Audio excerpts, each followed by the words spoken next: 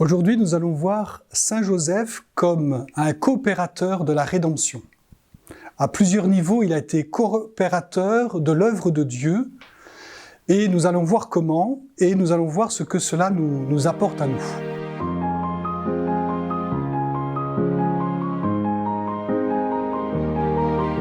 Ô Père, c'est dans la confiance et l'abandon que nous venons te supplier. Fais qu'autour des autels eucharistiques se lèvent des âmes généreuses qui sachent répondre à ton appel en devenant prêtres, consacrés, religieux et religieuses. Ô Jésus, pasteur de nos âmes, ton cœur brûle du désir de te donner à travers les âmes consacrées et sacerdotales. Permets que les jeunes soient transformés dans ton amour, qu'ils puissent discerner dans la paix et la liberté le chemin de bonheur que tu veux pour eux. Cœur du Christ grand prêtre, nous avons confiance en toi. Ô Esprit Saint, suscite au sein du peuple de Dieu de saintes familles, disponibles à l'accueil des vocations en leur sein. Qu'elles aient le désir ardent d'éduquer et de fortifier celles et ceux qui acceptent de se mettre à ta suite. Envoie ton esprit de discernement et de force pour que ton Église se renouvelle et trouve les moyens d'éveiller et d'accompagner les vocations. Transforme-nous avec Marie et en Marie en un autre Christ Jésus, pour la gloire de Dieu et le salut du monde. Ô Sainte Vierge Marie, aide-nous à contempler auprès de toi le sacerdoce de ton Fils et de tes fils. Garde les prêtres dans ton cœur et dans l'Église. Cœur immaculé de Marie, Mère de l'Église, prie pour nous. Ô Saint Joseph, époux très chaste de Marie, Père adoptif du Christ grand prêtre, gardien du Rédempteur et protecteur de l'Église, éduque et soutiens les vocations naissantes et apprends-nous à travailler pour le royaume de Dieu. Amen.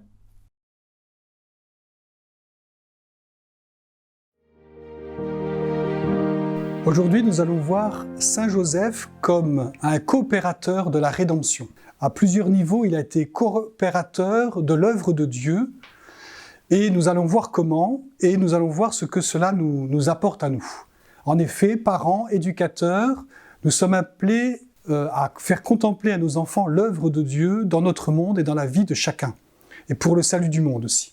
Bien souvent, derrière telle ou telle vocation, il y a une offrande du père, de la mère, de l'enfant, une offrande de leur propre vie, où ils ont su vraiment s'offrir dans leur travail, dans leur prière, pour le bien de leur enfant. Pensons aussi à la Vierge Marie et bien sûr à Saint Joseph. Voilà, ainsi nous participons à l'émergence même, à l'engendrement des vocations, à travers une vie personnelle vécue comme un don de soi. De deux manières, on peut dire Saint Joseph s'est offert de façon particulière, à travers le travail humain, à travers son travail humain, qui prenait une bonne partie de sa vie, et puis aussi à travers le primat de la prière qui occupait aussi sa vie. Nous allons citer pour cela Saint Jean-Paul II, dans l'exhortation apostolique sur Saint Joseph. Il dit ceci: « Le travail est l'expression de l'amour. Une des expressions quotidiennes de cet amour dans la vie de la famille de Nazareth est le travail.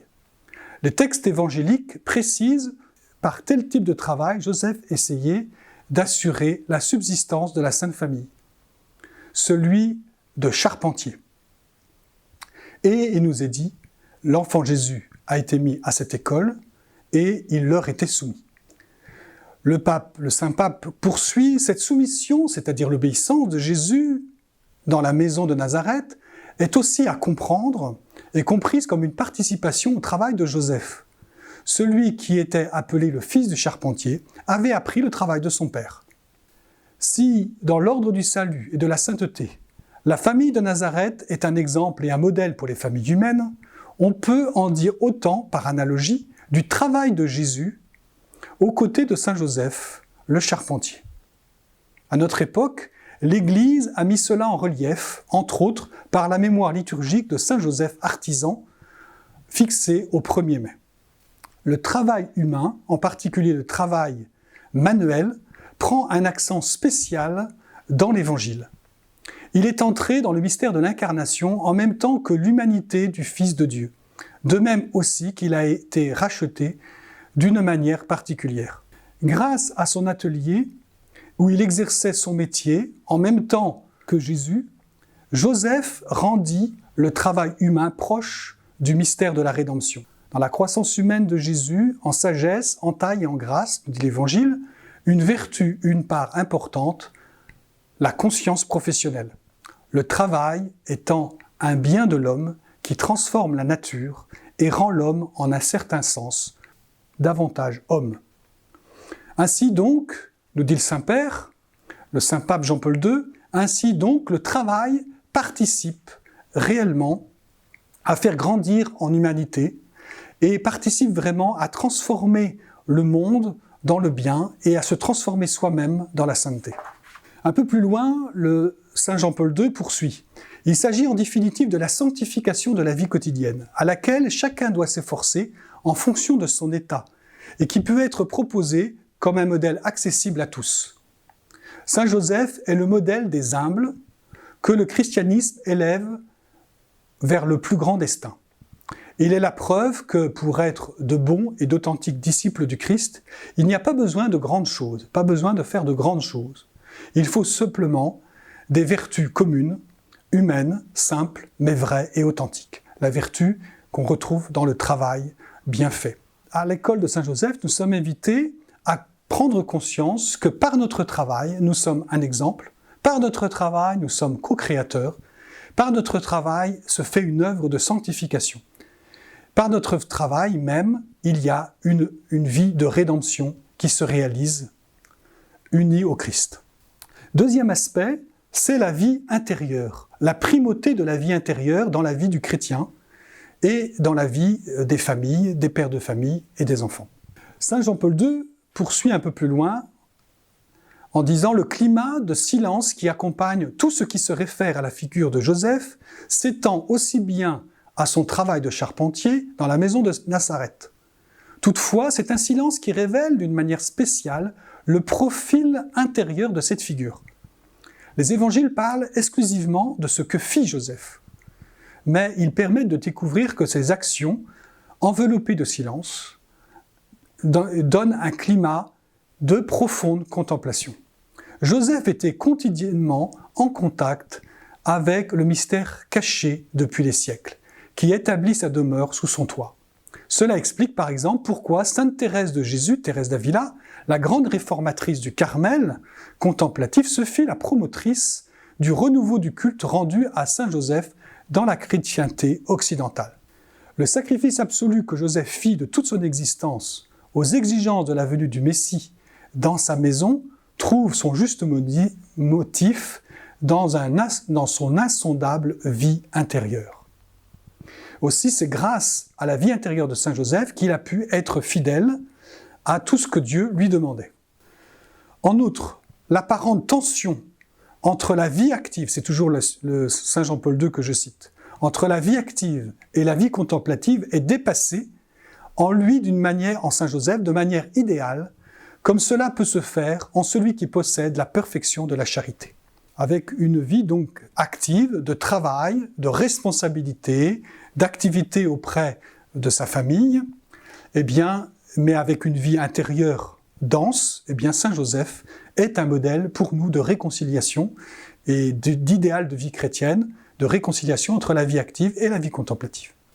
En résumé, nous pouvons donc retenir que nous sommes invités à réapprendre la valeur de la prière, en particulier la prière silencieuse, dans nos activités quotidiennes, se tournant vers Dieu spontanément, intérieurement, dans notre travail, mais aussi de la prière silencieuse, de l'oraison, comme on dit souvent, de la prière d'oraison. Aussi la valeur de la prière qui est offrande, offrande de notre travail, offrande de notre vie, de nos activités, offrande personnelle de tout ce que nous sommes, donc nos joies, nos souffrances, notre quotidien, notre devoir d'État et toutes nos activités concrètes. L'offrir à Dieu, comme cela, nous sommes appelés à le faire, en particulier en participant à la messe. Nous sommes invités à tout offrir. Saint Joseph n'a pas assisté à la première Eucharistie, mais il a vécu ce mystère de l'offrande, de la participation spirituelle à la rédemption, d'être coopérateur de l'œuvre de Dieu. Prions Saint Joseph pour être des coopérateurs de la rédemption par notre travail quotidien et par notre prière fidèle.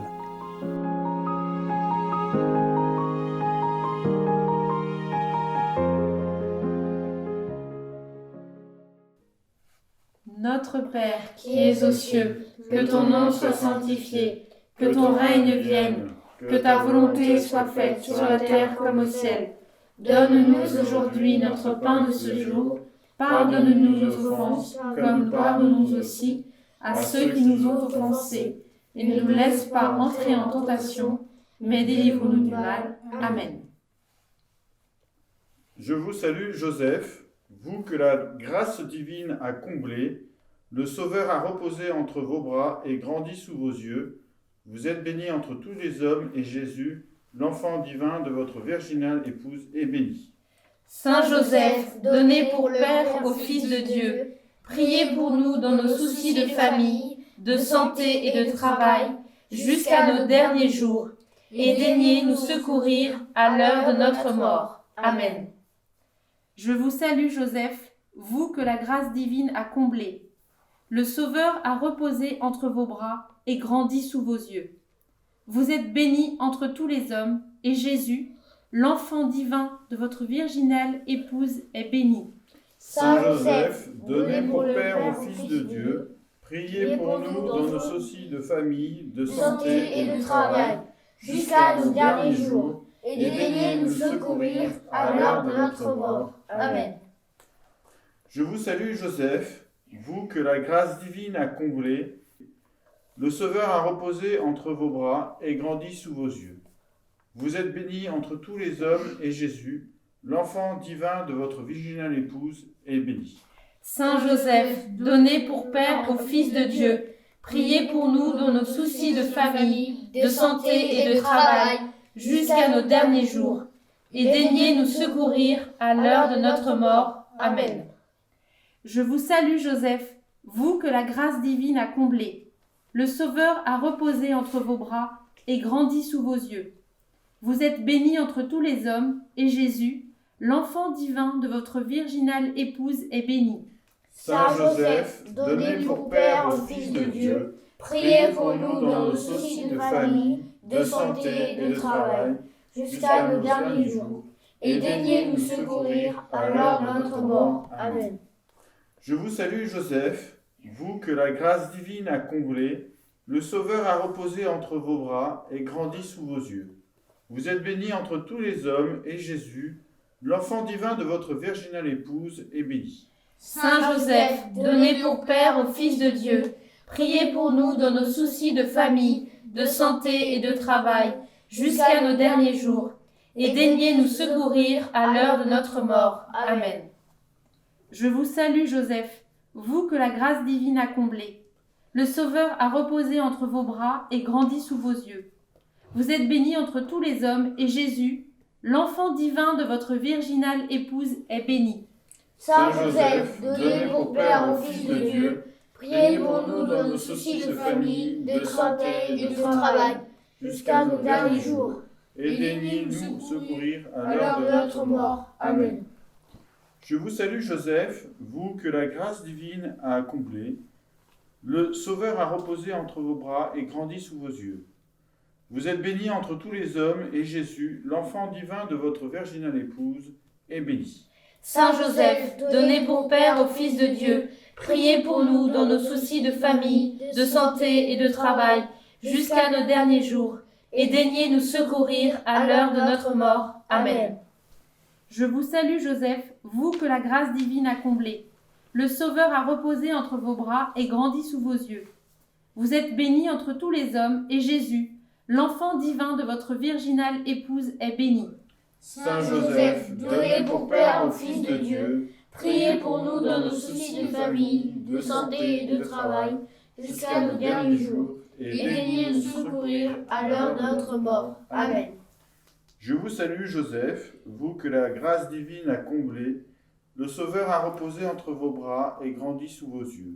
Vous êtes béni entre tous les hommes, et Jésus, l'enfant divin de votre virginale épouse, est béni. Saint Joseph, donné pour Père au Fils de Dieu, priez pour nous dans nos soucis de famille, de santé et de travail, jusqu'à nos derniers jours, et daignez nous secourir à l'heure de notre mort. Amen. Je vous salue, Joseph, vous que la grâce divine a comblé. Le Sauveur a reposé entre vos bras et grandi sous vos yeux. Vous êtes béni entre tous les hommes, et Jésus, L'enfant divin de votre virginale épouse est béni. Saint Joseph, donné pour Père au Fils de Dieu, priez pour nous dans nos soucis de famille, de santé et de travail, jusqu'à nos derniers jours, et daignez nous secourir à l'heure de notre mort. Amen. Gloire au Père, au Fils et au Saint-Esprit, comme il était au commencement, maintenant et toujours, et dans les siècles des siècles. Amen.